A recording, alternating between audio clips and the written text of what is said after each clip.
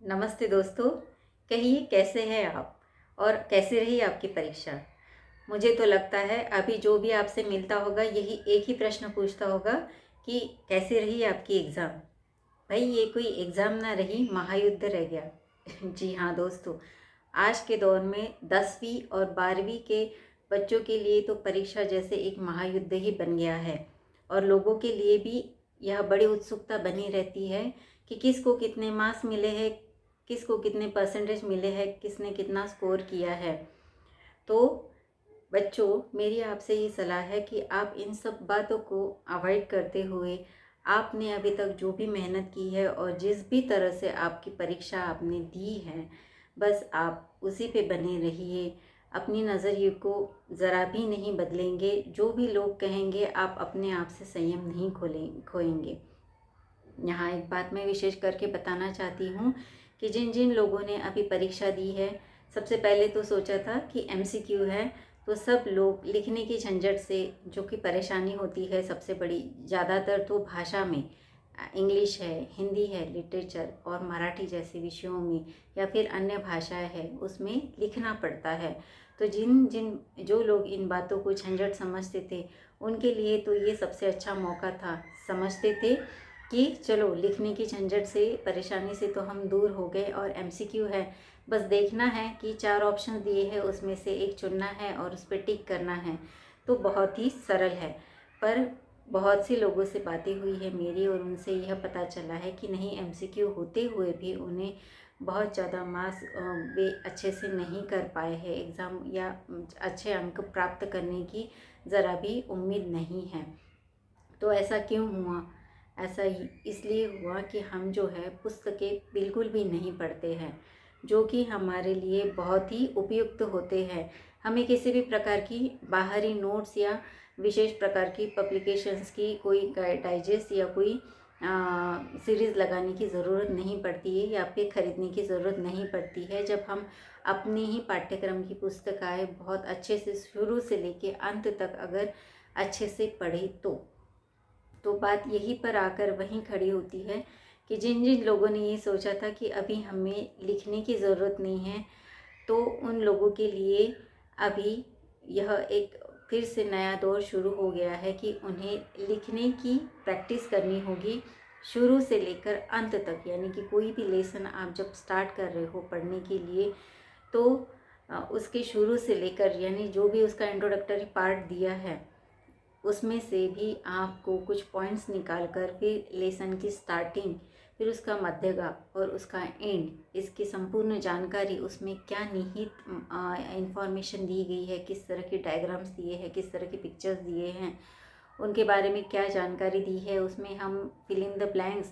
One sentence किस तरह से, मैच द फॉलोइंग हम किस तरह से बना सकते हैं, इसका अपने आप ही अगर ऑब्जर्वेशन करके अगर आपने ही खुद उसका एक प्रश्न पत्रिका तैयार की, तो आपको बाहर से किसी भी तरह की अलग पुस्तकें खरीदने की या महंगी किताबें या डाइजेस्ट खरीदने की ज़रूरत नहीं पड़ेगी।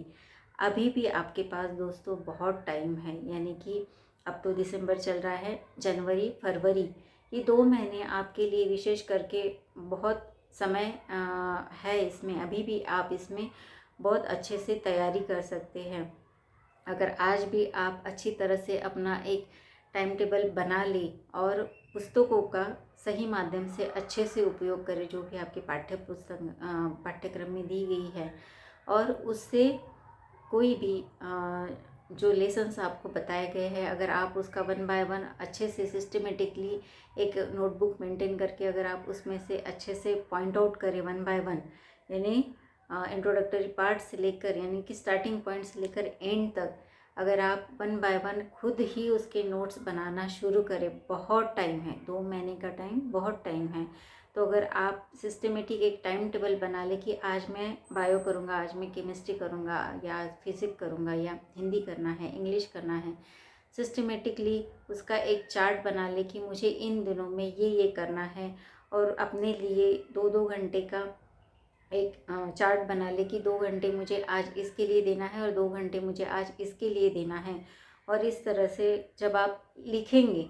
और आप खुद के नोट्स खुद बनाएंगे, तो आप जब लिखेंगे तभी आपका आधा प्रिपरेशन होना शुरू हो जाएगा, क्योंकि आप खुद ऑब्जर्व करेंगे, खुद लिखेंगे, खुद पढ़ेंगे, तो आपके ब्रेन में वो मेमोरी अल्टीमेटली सेव हो जाएगी। विजुअलाइजेशन भी इसमें बहुत ज़्यादा काम करता है। विजुअलाइजेशन से भी आपको बाद में मेमोरी को रिकॉल करने में बहुत मदद मिलती है। तो इस तरह से आप अगर सेल्फ स्टडी पे ध्यान देंगे, सेल्फ नोट्स अगर बनाएंगे, तो आपके लिए ये बहुत ही ज़्यादा महत्वपूर्ण रहेंगे। नोट्स बनाने के बाद जब आप उसके खुद प्रिपरेशन, जब सीरियसली आप उसका प्रिपरेशन करना शुरू करेंगे कि किस तरह से प्रश्न पूछा जा सकता है, उसकी राइटिंग प्रैक्टिस, राइटिंग करने के बाद भी ये ऑब्ज़र्व करना है कि मेरी हैंडराइटिंग किस तरह से है, नीट क्लीन है या नहीं, और फ़ॉन्ट किस प्रकार के है, कितनी गलतियां मैं कर रहा हूँ। गलतियों को तभी सुधार कर उनमें सही शब्द पुट ऑन करने के बाद आप उसको जांच ले, उसको सही तरह से तैयार कर ले, अपने शिक्षकों से उसे जांच ले, और सही तरह से तैयार होने के बाद उसी तरह से प्रिपरेशन और मेंटली प्रिपेयर होना है कि अब जब फाइनल एग्ज़ाम में मुझसे ये पूछा जाएगा, अगर ये क्वेश्चन आता है तो मैं यही और यही उत्तर लिखूँगा। इससे आपका समय भी बचेगा और आप में कॉन्फिडेंस भी बढ़ता जाएगा कि मैंने इतना इतना पोर्शन तो अभी मैंने तैयार कर लिया है, और अभी मुझे आगे किस तरह से करना है, कितना रिमेनिंग है। और इस तरह से अगर आप करते करते आगे बढ़े तो फेब तक तो आपका पूरा ही प्रिपरेशन हो जाएगा, और आप मॉडल एग्ज़ाम यानी कि जो स्कूल में लिए जाते हैं मेन एग्ज़ाम से पहले, तब तक तो आपकी पूरी अच्छे से तैयारी हो चुकी होंगी। उसके बाद आपको टाइम मैनेजमेंट के बारे में भी सोचना है कि 2 घंटे का यदि एग्ज़ाम रहता है तो मुझे कितने मिनट में कितने क्वेश्चंस अटेम्प्ट करने हैं, एक क्वेश्चन के लिए मुझे कितना मिनट लगने वाला है। अगर आपने घर में ही कुछ 2-3 सिलेक्टेड क्वेश्चन ले लिए और उसको लिख कर देख कर पूरी तरह से, सपोज 3 क्वेश्चंस लिए हैं तो 3 क्वेश्चंस को लिख कर देखना है विद डायग्राम, और जो भी एक्सप्लेनेशन पूछा गया है उसमें, और नोट करना है कि एक क्वेश्चन ख़त्म हो गया तो आपने कितने टाइम में ख़त्म किया है, दूसरा किया है तो उससे कितना टाइम लगा है, तीसरा किया है तो कितना टाइम लगा है। और उसके बाद में तीनों भी क्वेश्चंस ख़त्म होने के बाद फिर चेक करना है कि टोटल कितने मिनट्स लिए हैं, कितने के लिए कितने लिए हैं, और आपने क्या लिखा है उसमें, और क्या लिखना चाहते थे और क्या रह गया है। यह सब करने के बाद आप उसमें भर दीजिए कि जो भी आप में मिसिंग था वह सब नोट कर लीजिए कि हाँ मुझे ये क्वेश्चन में और ये भी मेंशन करना है, ये मैं भूल गया, और ये गलत हुआ है तो ये नहीं चाहिए था, ये चाहिए था। और फिर मन में ये डिसाइड कर लीजिए कि अगर मैंने ये क्वेश्चन इतने मिनट में कंप्लीट किया है तो मुझे मिनिमम इतना इतना मास टाइम लगना चाहिए था, और मैंने कितने मिनट में किया। फिर से प्रिपरेशन करके, यानी कि जो आपने उसमें इम्प्रूवमेंट किया है, सुधार किया है, उसको फिर से लिख कर देखिए, और देखिए कि आपने उसको कितने मिनट में लिख लिया है बाद में तैयार करने के बाद। और जब वह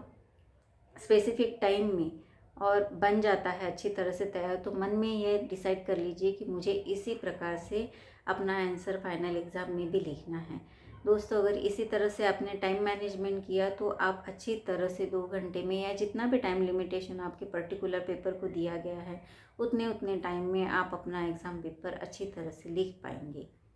ऑल द बेस्ट।